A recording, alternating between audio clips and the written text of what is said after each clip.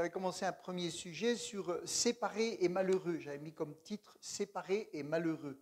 Et on avait vu tout ce qui peut séparer les gens. C'est pas, je ne parle pas de l'Église, hein, mais tout ce qui sépare les gens, ce qui sépare les peuples, ce qui sépare les nations. Là, vous voyez, toutes les nations aujourd'hui tremblent parce qu'une guerre peut éclater. Tout le monde essaye de faire en sorte qu'on se calme, qu'on n'aille pas plus loin. Parce que plus on va loin, moins on sait où ça va s'arrêter. Et quand les choses se déclenchent, alors ça peut aller très très vite et très très loin. Et on ne contrôle plus.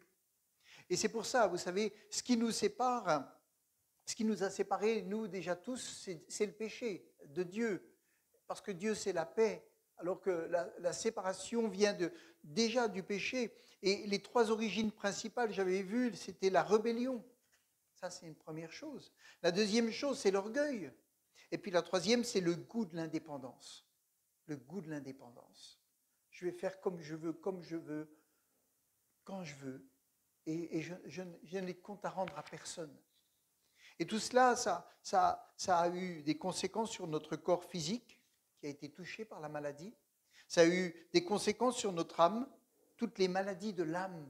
Parce qu'on parle des maladies du corps, mais il y a tellement de maladies dans l'âme. Et puis qui vont atteindre corps, âme, esprit, qui vont toucher toute la personne, et puis toute la partie émotionnelle, et qui amène aussi toutes les addictions, toutes sortes de difficultés, et puis notre esprit qui lui a perdu toute connexion avec Dieu. Et c'est ce qu'on appelle l'homme sans Dieu, alors qu'au départ, il a été créé par Dieu. Et puis je ne vais pas reprendre tout le passage que j'avais vu, mais on avait pris un exemple de Anne. Anne qui était une femme qui avait été blessée par sa rivale, qui lui disait, de toute façon, tu n'as pas d'enfant, en gros, c'est bien fait pour toi, tu es jugé par Dieu, etc. Et pendant des années, cette femme a eu sa rivale qui lui disait des méchancetés régulièrement. Et puis, finalement, le problème ne s'arrangeait pas. Et qu'est-ce qu'elle a fait? Elle s'est approchée de Dieu. La première chose qu'elle a fait, c'est qu'elle s'est approchée de Dieu. Et en s'approchant de Dieu, même encore Élie, cet homme de Dieu qui était là, lui dit, mais qu'est-ce que tu fais? Tu es venu ivre dans le temple. Même lui, il en rajoute. Et la pauvre, elle a bien réagi. Vous savez, apprendre à bien réagir, c'est le début de la solution. Si on n'apprend pas à bien réagir, à se contenir et à crier à Dieu, à remettre sa situation devant Dieu, alors c'est toute notre chair, c'est nos émotions, c'est tout ça qui va prendre le dessus et on fait du mal. On se fait premièrement du mal et on finit par faire du mal aux autres. Et puis, on avait donc pris cet exemple. Voilà, je ne veux pas revenir sur tout ça, mais... Et tout ça, enfin, le deuxième point que j'avais vu, c'est que c'est le Saint-Esprit qui travaille. Si ce n'est pas lui qui fait une œuvre au fond de notre cœur, qui nous travaille, ça n'avancera pas. Je ne veux pas dire qu'il ne se passera rien. Je ne veux pas dire qu'on ne peut pas progresser. Mais le Saint-Esprit est celui qui est au travail pour faire ce que Dieu demande dans nos cœurs. Amen. C'est lui qui travaille nos vies. Alors, aujourd'hui, je voudrais voir un deuxième point. C'est les moyens de la réconciliation. Ça, c'est très important. Combien c'est nécessaire de comprendre que la réconciliation est une chose indispensable. Si les nations comprenaient qu'il est nécessaire de se réconcilier, il y a beaucoup de gens qui ne mourraient pas. Beaucoup de gens qui ne mourraient pas. Alors, la première chose que je voudrais dire, c'est la réconciliation, elle est étrangère à la terre. Elle est étrangère à la terre. Je vais vous dire pourquoi. Elle nous vient d'en haut. Les gens peuvent se réconcilier sur la terre, ils se sont brouillés, ils se réconcilient. Mais la véritable réconciliation, celle qui met la paix de Dieu dans le cœur, celle qui amène un changement profond dans les vies, celle qui permet d'aller bénir son ennemi, celle qui va permettre de rapprocher des familles qui sont des fois divisées ou qui sont brisées, blessées par la vie. Voilà, il y a tellement de choses, il y a tellement de choses. Donc, cette première chose à retenir, c'est que la réconciliation nous vient d'en haut. La guérison de notre âme, elle est possible parce que celui qui nous propose cette guérison, cette réconciliation ne vient pas de la terre, il vient du ciel. Et il y a des gens, ils ont été tellement blessés sur la terre et ils se sont tellement fait de mal par leurs propres péchés qu'ils n'arrivent à trouver personne pour arriver à solutionner leurs problèmes. Ils n'ont plus confiance en personne. Ils ne trouvent personne compétent pour les aider. Et ils en arrivent à se dire, je suis tout seul dans la vie. Certains en arrivent même au suicide, le pire qu'on puisse faire. Et puis, on arrive à croire qu'il n'y a pas de solution. Et je vais vous dire, quand vous êtes devant des gens qui sont à un tel point où ils pensent vraiment qu'il n'y a personne sur la terre pour les aider, qu'est-ce qu'on peut leur dire? Il y a quelqu'un qui n'est pas de la terre qui peut vous aider. Amen. Il peut vous aider. Il ne vient pas de la terre. Il n'est pas lié au problème terrestre du péché. Donc, il est différent. Il est sans péché. Et puis, il n'a rien en lui qui le souille. Parce que des fois, vous vous dites, je vais parler à quelqu'un, mais de toute façon, il a aussi ses problèmes. Et puis, je vais lui parler, mais il a aussi ses péchés. Et puis je connais quelque chose de sa vie qui n'est pas très clair. Alors, finalement, je vais me confier à quelqu'un qui est comme moi.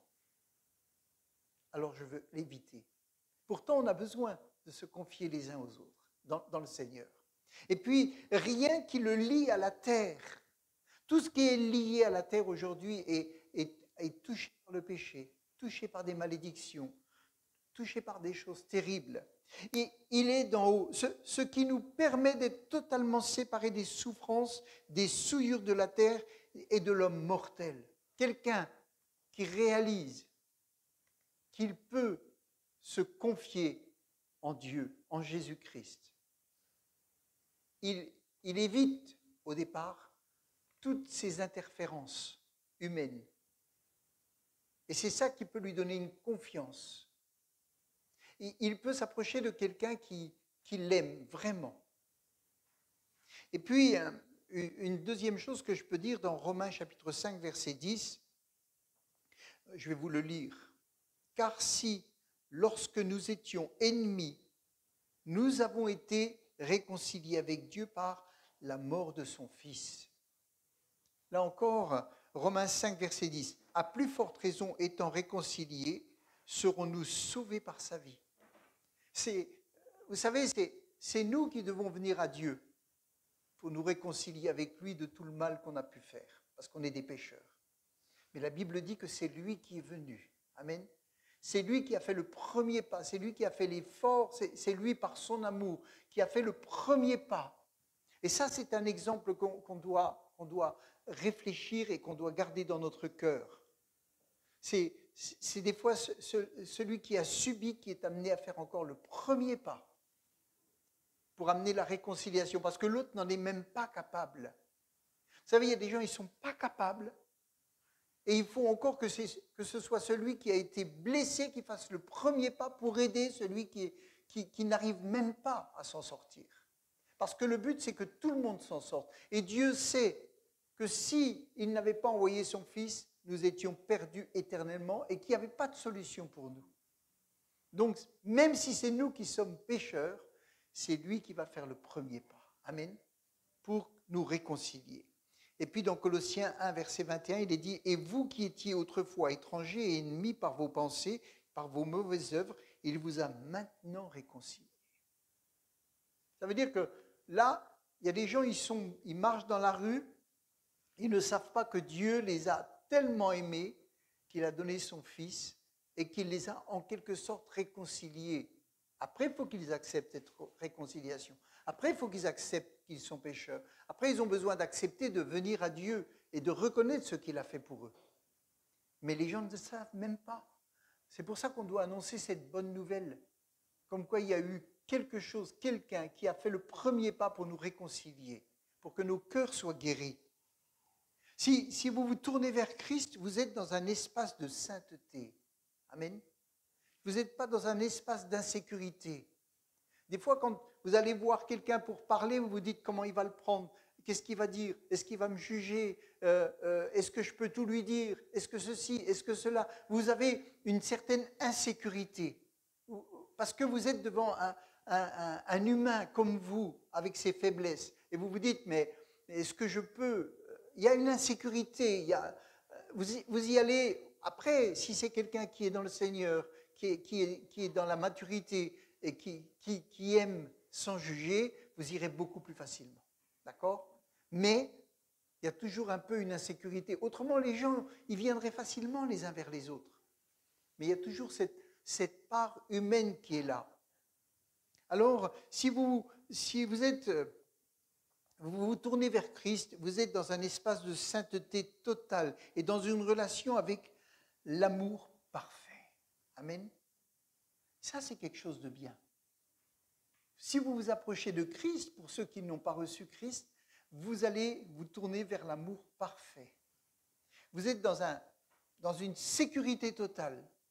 Vous savez que vous allez pouvoir tout lui dire, que vous allez pouvoir avouer tous vos péchés. Vous pouvez même rentrer dans les détails et dire voilà ce que je suis, voilà ce que j'ai été, voilà ce que j'ai fait. Parce qu'à un moment donné, le Saint-Esprit a tellement travaillé votre cœur qu'il vous a donné une conviction, non seulement que vous êtes pécheur, mais que Dieu est là pour vous pardonner. Amen. Donc vous rentrez dans une sécurité et vous pouvez vous approcher de Dieu et lui dire voilà ce que je suis et je viens déposer mes fardeaux, déposer mes péchés et je sais que maintenant, tu n'es pas là pour me juger, pour me condamner, mais que tu es là pour me bénir, me guérir et me délivrer. Amen. C'est comme ça que les gens ils arrivent à se convertir. C'est un miracle. C'est le miracle du Saint-Esprit qui travaille les cœurs. Et c'est cette sécurité qui a été établie par Dieu qui permet aux gens d'aller vers lui. Et vous savez, si vous voulez faire tout ça humainement, vous n'y arriverez pas. Vous pouvez encourager les gens. Mais c'est cette sécurité qui est créée par Dieu qui va permettre la délivrance ou le salut. Vous êtes en relation avec celui qui a fait le premier pas vers la réconciliation par son amour et le don de sa personne. Pour libérer, pour guérir, amen, pour amener un pardon, une réconciliation totale. Et quand les gens sont réconciliés avec Dieu, alors ils ont une force pour se réconcilier avec les autres. Amen. Et ils ont une force pour passer au-dessus des blessures qu'ils ont pu avoir. Le mur qui nous séparait de cet amour illimité et sans ombre a été brisé. Amen. Par Jésus à la croix. Maintenant, on va lire un autre passage, c'est Éphésiens chapitre 1, verset 4, en parole vivante. Alors, je me disais, quand je le lisais, il me faisait tellement de bien que je me suis dit, voilà, je vais proposer quelque chose. Après, vous êtes libre. Hein. Mais si vous voulez vraiment vous faire du bien, ce matin, je vous invite, vous savez à quoi? Vous n'êtes pas obligé, hein, c'est une idée que j'ai eue. Hein. Fermez les yeux et écoutez ce que je vais vous lire. Je ne vais pas vous raconter une histoire, je vous lis un passage de la Bible. Éphésiens 1, verset 4. Et puis, simplement écoutez, recevez dans votre esprit, recevez dans votre cœur, et puis vous allez voir combien c'est bon ce qui est dit là. Alors pour ceux qui le veulent, fermez les yeux. Écoutez ce qui est dit pour vous, avant même de poser les fondations du monde, il nous a choisis en Christ pour que nous vivions une vie sainte et irréprochable sous son regard. Il s'était proposé à l'avance, dans son plan, de nous adopter par amour, comme ses propres enfants par Jésus-Christ. Tel a été son dessein bienveillant, telle sa volonté. Il nous a comblés de joie en nous faisant part de sa grâce, afin que nous célébrions cette grâce éclatante et magnifique par laquelle il nous a enrichis englobés dans l'amour éternel qu'il porte à son Fils. C'est par ce Fils et au prix de son sang que nous avons été libérés de ce qui nous tenait en esclavage. C'est parce que nous sommes un avec lui que nous avons été lavés du péché et que toute offense a pu nous être pardonnée généreusement à la mesure des richesses de sa grâce. Cette grâce, il l'a déversée sur nous à profusion. Elle a débordé dans nos vies et ouvert nos yeux à la vérité. Sous son influence, se sont épanouies en nous de nouvelles facultés d'intelligence et de compréhension qui nous ont rendus capables de saisir le secret du plan de Dieu. Amen. Ce sont des cadeaux qui sont annoncés. Ce sont des grâces qui nous sont annoncées. Amen. Et quand on les saisit, vous pouvez le faire à la maison, vous prenez, vous enregistrez, vous écoutez et vous dites merci Seigneur. Merci pour ce cadeau. Merci pour cette grâce. Et l'Esprit de Dieu travaille. Amen. Parce que se nourrir, c'est ça. C'est à un moment donné, vous savez, il y a un effort à faire. Il faut aller chercher la nourriture, la prendre, la mettre dans la bouche, la mastiquer, l'avaler. Et ensuite, c'est plus vous. Enfin, c'est vous, mais vous n'êtes plus conscient. Tout le reste se fait sans vous. Mais il y a toujours une part. Amen. C'est cette liberté qu'on a. On peut se nourrir, on peut ne pas se nourrir. On peut désirer, on peut ne pas désirer. Et ça, on ne peut pas forcer les gens. On peut les aimer, on peut les encourager, on peut prier pour eux, mais on ne peut pas les forcer. Beaucoup ne se nourrissent pas et finalement sont faibles. Mais ils ne sont pas faibles parce que Dieu ne répond pas à leurs prières. Ils sont faibles parce qu'ils manquent de nourriture. Elle est là, elle est présente. Il faut la saisir. Amen. Et puis, donc, une autre chose, un deuxième point, donc la réconciliation, elle est étrangère à la terre, elle nous vient du ciel. Ensuite, Dieu est souverain. Là, je vais aller vite. Souverain, ça veut dire qu'il est supérieur. Ça veut dire ça, dans le dictionnaire, hein, dont le pouvoir ne dépend pas d'un autre pouvoir. Le pouvoir de Dieu ne dépend pas d'un autre pouvoir. Vous savez, aujourd'hui, vous avez Israël qui, par exemple, bombarde, mais ils savent quelque part qu'ils dépendent d'un autre pouvoir. Parce que les Américains ont dit, si vous allez trop loin, nous on vous lâche. Enfin, on vous lâche. On ne vous défendra pas. Donc ils dépendent. Et les gens souvent dépendent d'un autre pouvoir. Et ils sont dépendants, alors que Dieu est souverain. Il ne dépend d'aucun pouvoir. Ça veut dire qu'il a toute la liberté de faire ce qu'il veut, sauf qu'il respecte notre propre liberté. Et qu'il ne nous imposera jamais rien. Il nous propose, mais il ne nous impose rien. Par contre, il est souverain, donc supérieur, il est amour, mais rien ne l'empêche de nous corriger pour notre bien. Ça aussi, il est souverain.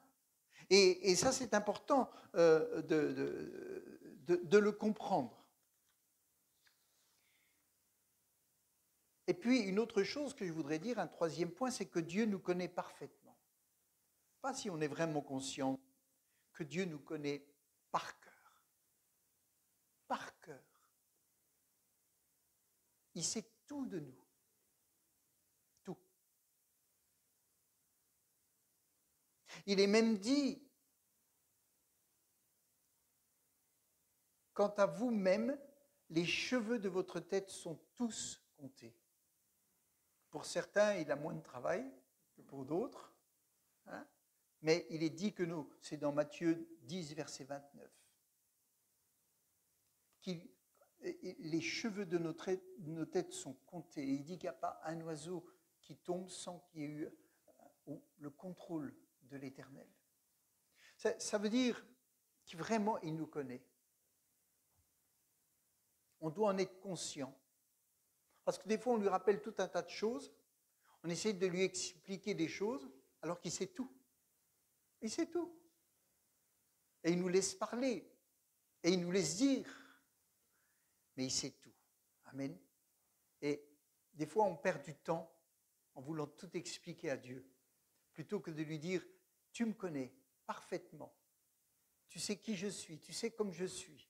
Tu connais ma vie, tu connais mes défauts, tu connais mes faiblesses. Ce que je veux, comme on l'avait entendu, c'est plus de toi, plus de ton amour, plus de discernement, plus de ton esprit dans le sens où je veux juste comprendre comment tu veux que je marche, dans quelle direction tu veux que j'aille. Je veux apprendre simplement à réagir comme tu voudrais que je réagisse. Voilà. Et là, on perd moins de temps. Plutôt que de tout lui expliquer alors qu'il sait tout, aller directement à l'essentiel. Donc, sans toutes ces choses, sachant toutes ces choses, sans que le Christ, sachant que ce que le Christ a fait, eh bien, comme on l'a vu la semaine dernière, Damien nous a, d'une façon merveilleuse, décrit le premier pas du Seigneur sur terre quand il a été laver les pieds de ses disciples et qu'il a dit, voilà, maintenant faites-le vous aussi, c'est-à-dire allez les uns vers les autres pour qu'il y ait une vraie communion. Amen. Il a donné, son message était très bien, vous le réécouterez quand il sera sur le site, sur YouTube, mais on voit, c'est qu'il a fait ce premier pas, d'aller laver les pieds des disciples. Et il a dit, faites-le. Amen. Et il y a eu tout le développement. Et tout cela, ça nous permet de travailler à la réconciliation. Alléluia. Parce que c'est une chose sérieuse. Réconcilier avec Christ, on l'a vu, qu'il a fait le premier pas. Des fois, réconcilier avec nous-mêmes. Beaucoup de gens s'en veulent parce qu'ils ont mal parlé, parce qu'ils ont réagi trop vite, parce qu'ils n'ont pas été voir une personne. Il y en a des gens, ils n'ont pas été voir leurs parents alors qu'ils étaient mourants parce qu'ils étaient fâchés avec eux. Puis une fois morts, ils l'ont regretté et ils ne peuvent pas revenir en arrière. Vous savez, il y a des choses qui sont terribles. C'est pour ça qu'on a besoin de Dieu pour pouvoir agir de la bonne façon. Et puis, réconcilier avec les autres. Nous sommes habités du Saint-Esprit et donc habités par l'amour de Dieu. Amen. Celui qui a le Saint-Esprit en lui, il a l'amour de Dieu en lui. Peut-être qu'il n'arrive pas à le développer, mais ça ne veut pas dire qu'il n'est pas là. Il est là, vous l'avez reçu. Et puis, nous sommes encouragés à exprimer cet amour autour de nous. Et nous sommes invités à la réconciliation. Mardi, à la réunion, nous avions une étude sur le ministère de la réconciliation. Et dans 2 Corinthiens, chapitre 5, verset 18, il est dit « Et tout cela, 2 Corinthiens 5, 18, et tout cela vient de Dieu qui nous a réconciliés avec lui par le Christ et qui nous a donné le ministère de la réconciliation. » Réconciliation, ça veut dire action de rétablir l'amitié entre des personnes brouillées. L'entente entre des groupes hostiles. Réconciliation sincère, solide, fragile. Réconciliation avec une amie. Dans la religion, par exemple, dans le dictionnaire, il est dit « cérémonie catholique par laquelle un pécheur est pardonné et réintégré dans l'Église ». Donc la réconciliation, c'est quelque chose d'important. Et ce matin, nous allons prendre un exemple de réconciliation qui s'est trouvé dans l'Ancienne Alliance. C'était 3 personnes, je vais vous le dire. Avez-vous besoin de réconciliation? Ou avez-vous vécu des réconciliations? Amen. Souffrez-vous du manque de réconciliation? Et qu'attendez-vous de l'autre ou des autres? On attend souvent que l'autre fasse un pas quand il nous a blessés. Et puis des fois, il ne le fait pas. Et les blessures sont là. Et les séparations deviennent de plus en plus grandes. Alors on va prendre un exemple, c'est Abigail, où le lien de la réconciliation par le pardon et l'humilité. On va prendre un exemple dans l'Ancien Testament où cette femme a fait quelque chose de merveilleux, quelque chose de courageux. Alors le contexte, c'est dans 1 Samuel chapitre 25, le contexte c'est que David, qui avait été oint pour être roi, il s'est trouvé devant Saül, qui était roi, mais qui avait été rejeté à cause de fautes graves qu'il avait commises. Et puis il était attaché à un prophète qui s'appelait Samuel. Et puis il a dû fuir. David a dû fuir dans le désert. Pendant des années, il a dû fuir.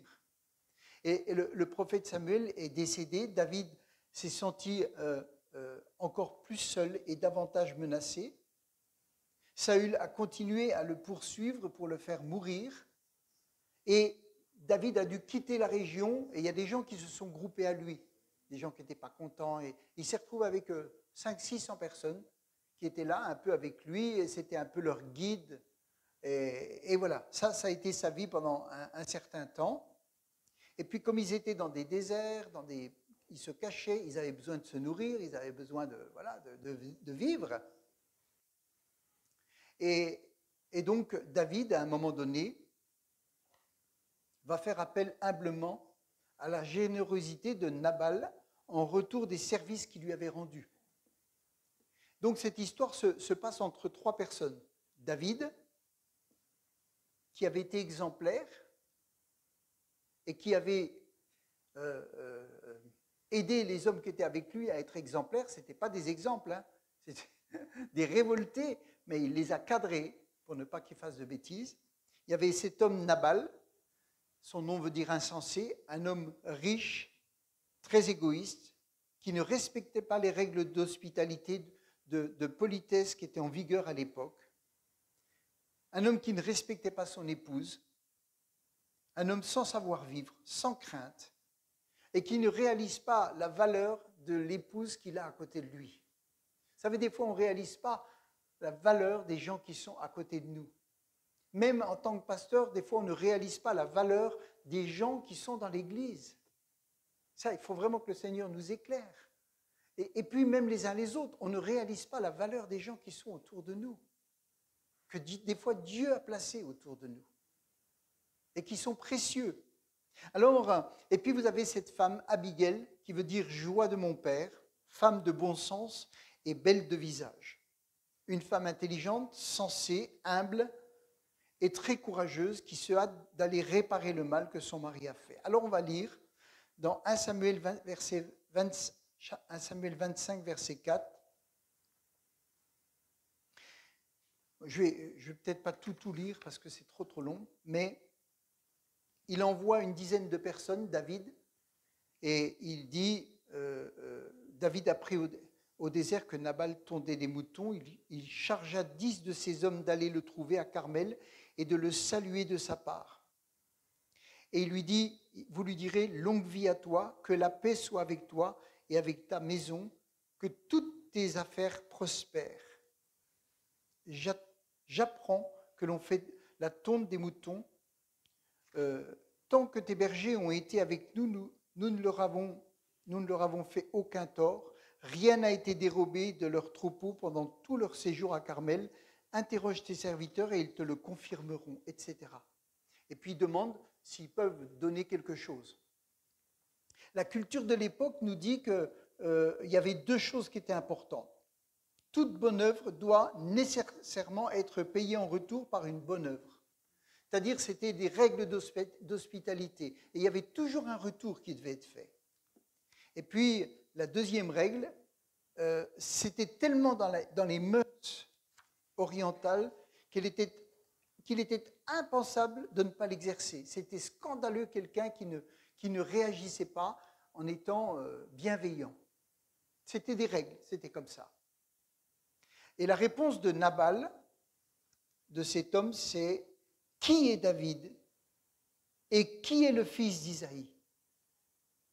Ça veut dire parce que David avait été oint comme roi. C'était quelqu'un d'important. Même s'il était en fuite, même s'il était obligé de se cacher, c'était quelqu'un d'important. Il a été béni de l'Éternel.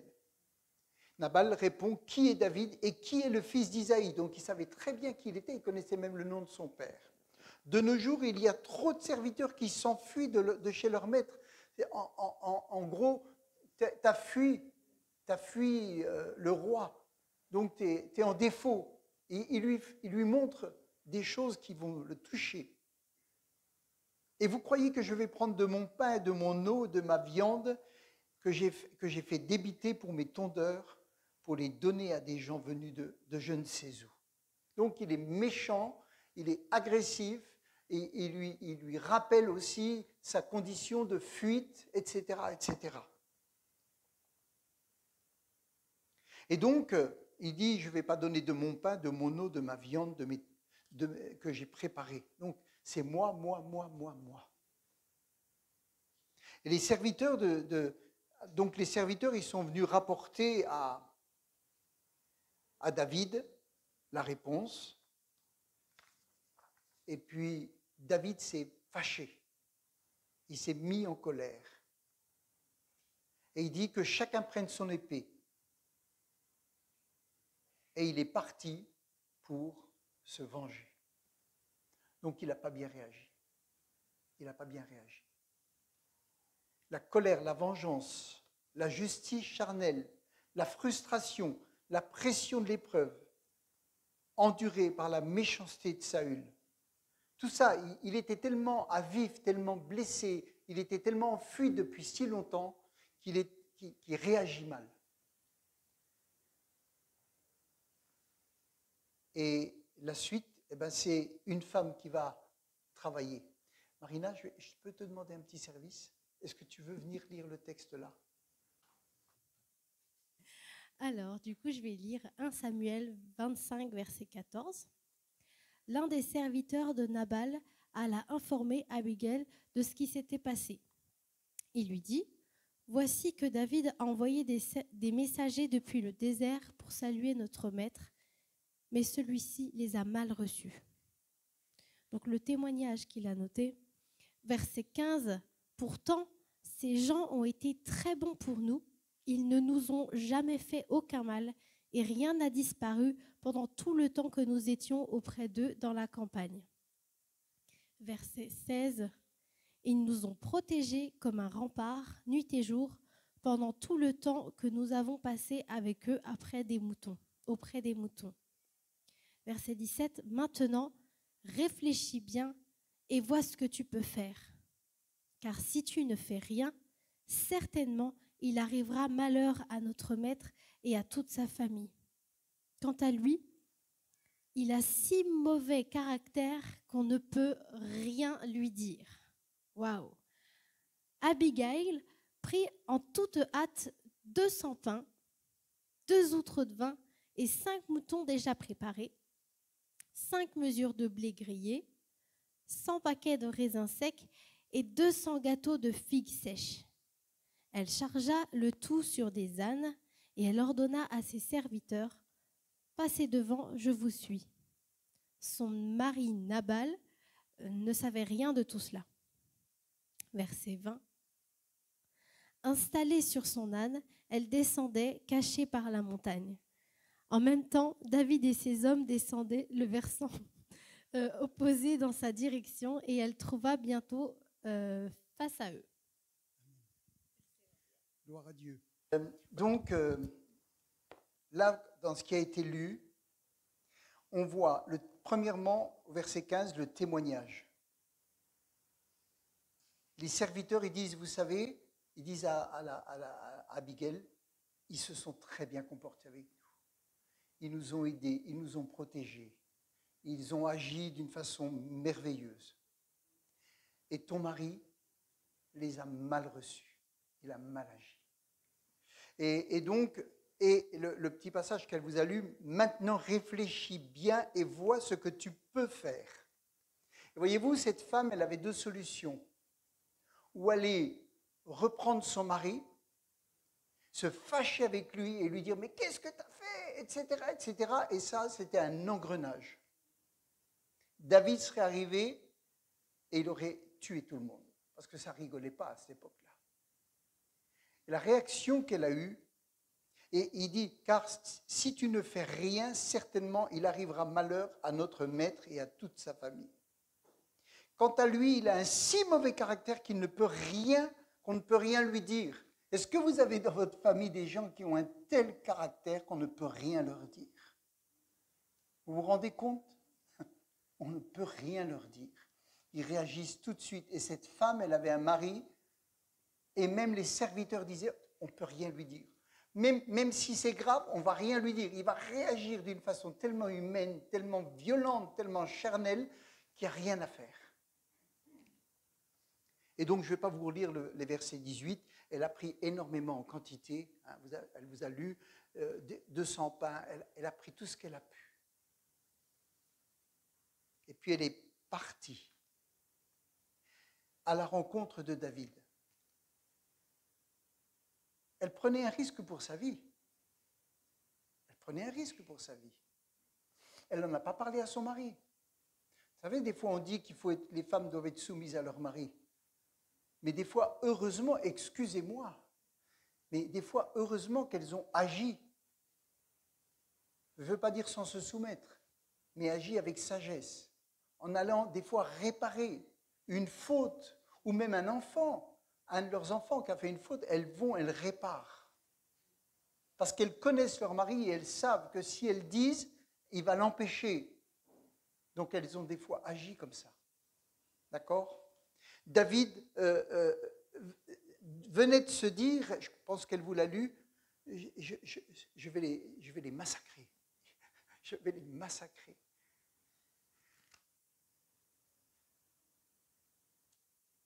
Et qu'est-ce qu'elle a fait, Abigail, quand elle l'a vu? Elle s'est hâtée de descendre de son âne. Elle ne s'est pas mise à égal. Elle est descendue de son âne. Déjà, c'était une femme. Mais deuxièmement, elle s'est mise en bas. Comme si elle reconnaissait l'autorité de David. Et puis, elle s'est inclinée la face contre terre, il nous est dit. Elle se prosterne devant lui. Donc, en quelque sorte, elle essaye d'apaiser la colère. Elle essaye de rendre sensible David à une action qu'elle va mener là pour désamorcer quelque chose qui ne pouvait pas être désamorcé par d'autres. Même un serviteur qui serait venu, même quelqu'un qui serait venu, ça n'aurait pas réglé le problème. C'est elle qui va être à l'action. Il est dit, puis elle se jeta à ses pieds et lui dit, mon Seigneur, fais comme si tout cela était ma faute. Ça veut dire qu'elle s'associe à la faute de son mari et comme si elle la prenait sur elle. Elle dit, fais comme si c'est moi qui avais mal agi. Il faut le faire quand même. Vous avez quelqu'un qui vous a mis dans une situation là, mortelle, et c'est vous qui dites, je prends la faute, je la prends sur moi, et je viens vers celui qui est en colère pour lui dire, fais comme si c'était moi. Vous vous rendez compte ce que c'est? C'est pas rien ce qu'elle a fait, cette femme. C'est pas rien. Permets à ta servante de t'adresser quelques mots d'explication et daigne écouter sa parole. Une fois qu'elle a réussi à le faire s'arrêter, à expliquer, à dire voilà, je prends la faute sur moi, laisse-moi juste t'expliquer quelque chose. Et là, David a été attentif. Amen. Vous savez, si vous faites le pas pour prier avant, mais si vous faites le pas pour amener la réconciliation et que vous agissez avec la sagesse d'en haut, vous avez de grandes chances de gagner. Amen. Vous avez de grandes chances de gagner et d'amener la réconciliation. En tout cas, si vous voulez le faire devant Dieu et pour amener la paix, le Seigneur sera avec vous. Amen. Et ça, c'est important. Et puis, là, maintenant, il rentre dans un dialogue. Elle reconnaît la faute de son époux. Elle dit au verset 25 que mon Seigneur ne fasse donc pas attention à ce bon à rien de Nabal. Ça veut dire qu'elle dit, fais comme si c'était moi, mais en même temps, elle va dire, il a fait n'importe quoi. Elle le dit, que mon Seigneur ne fasse donc pas attention à ce bon à rien de Nabal, car vraiment, il porte bien son nom. Il s'appelle Nabal l'insensé. Elle dit la vérité. Elle dit la vérité. Je n'étais pas au courant de ce qu'il a fait. Je ne savais pas qu'il avait réagi comme ça. C'est un homme insensé. Moi, ta servante, je n'ai pas vu les serviteurs de mon Seigneur que mon Seigneur a envoyés, mais maintenant, mon Seigneur, aussi vrai que l'Éternel est vivant et que tu es l'es toi-même. Donc, elle dit la vérité. Je ne savais pas ce qui s'était passé. Donc, mon mari a fait une erreur, mais nous ne sommes pas coupables. Nous n'y sommes pour rien, mais je viens quand même vers toi. Je viens pour régler le problème, même si ce n'est pas moi qui l'ai causé. Vous avez un enfant à l'école qui a fait des bêtises, les parents viennent et ils essayent de réparer la faute de leurs enfants, d'accord? Elle donne gloire à Dieu par la foi et ne s'attribue aucun mérite. Elle dit, c'est l'Éternel qui t'a empêché de t'engager dans la voie du meurtre et de te venger toi-même. Elle dit, si je suis là, c'est parce que ton Dieu veut t'empêcher de pécher. Vous vous rendez compte? Ton Dieu, ou l'Éternel, veut t'empêcher de commettre une faute. Et moi, je viens pour t'aider à ne pas la commettre. Que les ennemis de mon Seigneur et ceux qui lui veulent du mal deviennent comme Nabal. Elle répare maintenant, parce qu'il ne suffit pas de reconnaître, il faut réparer. Amen. Dans une réconciliation, il y a besoin de réparation. Elle répare la faute et elle donne à manger à ses 400 hommes. Ce que Nabal n'a pas voulu faire, elle le fera. Amen. Elle répare. Elle va pas simplement dire des choses, mais elle a amené la nourriture. À présent, veuille accepter ces présents que moi, ta servante, j'apporte à mon Seigneur et les distribuer aux jeunes gens qui suivent mon Seigneur. Ensuite, elle demande pardon pour son mari et se lie à l'erreur de son mari. Elle dit au verset 28, « Veuille aussi pardonner la faute de ta servante. » Est-ce qu'elle avait commis une faute, cette femme? Oui ou non? Non? Non? Veuille aussi pardonner la faute de ta servante. Certainement, l'Éternel ne manquera pas d'accorder à mon Seigneur une dynastie stable. Vous savez, quand vous êtes mariés, vous êtes liés. Vous ne formez qu'une seule chair. Et vous pouvez dire, mais lui, il a fait une erreur, c'est son problème. Mais non, c'est votre problème aussi. Parce que vous êtes liés. D'accord? Si moi, je fais une erreur, vous pouvez dire, le pasteur, il a qu'à se débrouiller. Il a commis une erreur. Mais non, on est liés par l'Esprit. Amen. Si dans l'Église, des gens font des erreurs, le pasteur, il peut dire, oh, débrouillez-vous, c'est votre problème. Non. Lui-même, il va demander pardon à Dieu pour l'assemblée. Amen. Même si ce n'est pas lui. Moïse l'a fait. Il a demandé pardon pour le peuple. Donc, l'attitude permet la réconciliation. Et ça, c'est important. Je vais aller vite pour terminer. Donc, elle lui dit, et puis elle reconnaît l'appel de David. Alors que Nabal a dit, qui est David? Qui est le fils d'Isaïe? Ce fuyard. Mais elle inverse les choses et elle reconnaît.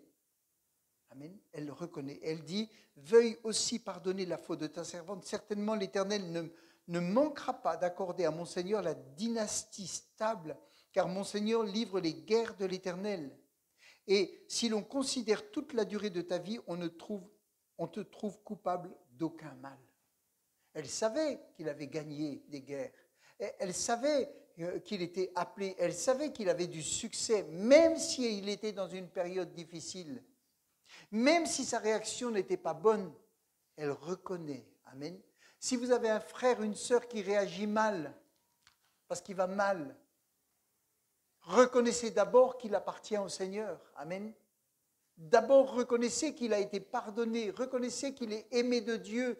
Reconnaissez que c'est un enfant de Dieu. Reconnaissez qu'il est comme vous. Ça, c'est important. Parce que si on ne retient que l'erreur, on enfonce les gens et on s'enfonce avec. Mais si on retient ce qu'ils sont devant Dieu, comme le Seigneur, il nous regarde. S'il nous regardait avec nos péchés, avec nos fautes, mais il nous regarde au travers du sang de Jésus. Amen. Ça aussi, c'est important. Et elle dit, si quelqu'un s'avise au verset 29 de te poursuivre pour t'ôter la vie, l'Éternel, ton Dieu, gardera la vie de mon Seigneur. Et elle savait que David avait été protégé à de nombreuses reprises. Ça veut dire qu'elle s'intéressait aux autres. Elle ne vivait pas que pour elle. Vous savez, nous-mêmes, si on s'intéresse à nos frères et sœurs, qu'on ne vit pas que pour nous, on va voir la gloire de Dieu sur leur vie. On va voir la main de Dieu sur leur vie. Amen.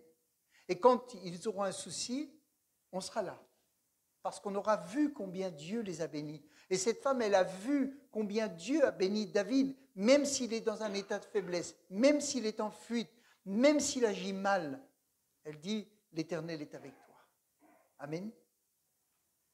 Lorsque l'Éternel aura accompli pour mon Seigneur tous les bienfaits qu'il t'a promis et qu'il t'aura institué comme chef d'Israël, alors mon Seigneur n'aura ni remords ni trouble de conscience pour avoir tué quelqu'un inutilement et s'être vengé lui-même. Quelle leçon!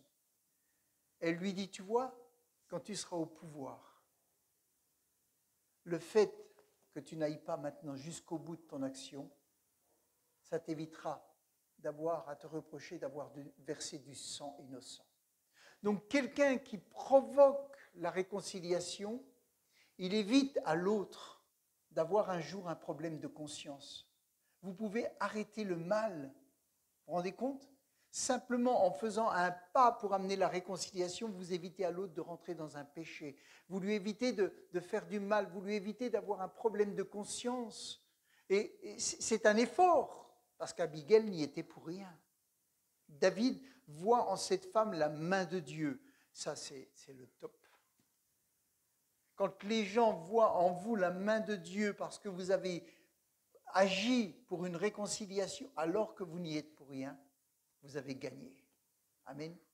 Vous avez gagné. Et il est dit, David répondit à Abigail, béni soit l'Éternel, le Dieu d'Israël, de t'avoir envoyé aujourd'hui sur ma route. Des fois, Dieu nous envoie, mais l'orgueil nous en empêche. L'appréhension nous en empêche. Et pourtant, Dieu nous envoie. Amener la réconciliation, amener des paroles qui vont apaiser. Amen. Et il lui dit, béni sois-tu pour ton bon sens. Béni sois-tu de m'avoir préservé d'en venir au meurtre et de me venger moi-même. Il reconnaît que l'action de cette femme va l'empêcher de pécher et de tuer des gens innocents. Vraiment, l'Éternel, le Dieu d'Israël, m'a empêché de vous faire du mal, car je te le jure aussi vrai qu'il est vivant, si tu n'étais pas venu me trouver si rapidement, il ne serait pas resté un seul homme à Nabal d'ici demain. Donc des fois, quand l'Esprit de Dieu nous presse à la réconciliation, il faut le faire. D'accord? Il faut mettre son poing dans sa poche. Il faut aller vers la bonne personne. Il faut remettre ça au Seigneur. Parce qu'on ne sait pas ce qui se passe dans le cœur de l'autre. Et ça peut amener des ravages. Mais si le Seigneur nous met sur le cœur, comme à cette femme, d'aller, on peut éviter des drames. Amen. Combien de drames n'ont pas été évités parce que nous n'avons pas fait ce qu'il fallait? Et Dieu n'y est pour rien. C'est le cœur de l'homme qui a mal agi. David accepta les présents qu'elle lui avait apportés et lui dit, rentre chez toi en paix, je t'ai entendu et j'agirai comme tu me l'as demandé. Un roi qui se soumet à une femme. Et si vous regardez le contexte, c'est pas rien. Cette femme qui lui était inconnue. Quand Dieu est avec vous, vous pouvez aller voir le plus grand président, l'homme ou la femme la plus importante. Si Dieu est avec vous et qu'il touche le cœur de cette personne par votre action, vous pouvez faire changer une situation. Amen. Vous savez, aujourd'hui, vous avez la diplomatie qui essaye d'arranger les choses pour que la guerre ne vienne pas. Il y a une diplomatie spirituelle. Amen. Et ça a été une diplomate. Elle est allée avec le courage et elle a empêché un drame. Voilà, je m'arrête là. Quand elle va rentrer, elle va trouver son mari ivre-mort, etc. Mais ça, ce n'est pas le sujet d'aujourd'hui. Donc, quelle leçon donne cette femme sur le moyen de la réconciliation? Par son initiative, elle a évité à David de se charger d'un grave péché. Elle a évité à beaucoup de gens de mourir sous l'épée de David. Elle a sauvé des familles. Elle va donner gloire à Dieu, elle va répondre aux besoins de ces 400 hommes. Et elle va sauver la vie de son mari, qui ne va pas pour autant se repentir. Et finalement, c'est Dieu qui va faire justice. Vous savez, ne touchez pas, mais laissez Dieu agir. Nous, on est amenés à aimer. Amen. On est amenés à travailler à la réconciliation, autant que possible. Et si on le fait, Dieu peut éviter bien des drames. L'Esprit de Dieu travaille avec ceux qui travaillent à la réconciliation, à la paix. Amen. Et quand la réconciliation est là, Dieu est honoré. Amen. Peut-être avons-nous besoin des fois d'être réconciliés. Peut-être des gens nous ont fait du tort. Peut-être des gens même nous ont trahis. Alors, si on en est capable, si le Seigneur nous le montre, faisons encore le premier pas. Cherchons encore, après si les gens ne veulent pas, c'est leur problème. Cherchons encore à dire, tu sais, si on peut au moins être en paix. Je viens pour ça. Amen. Et Dieu travaillera avec vous. Des familles qui étaient sur le point de divorcer, des couples ont pu être réconciliés parce que des gens extérieurs sont venus leur parler. Et ça a évité que des enfants se retrouvent livrés à eux-mêmes et deviennent des délinquants et fassent des erreurs. Combien de fois? Amen. Et Jésus a fait le premier pas pour nous montrer l'exemple. Merci Seigneur.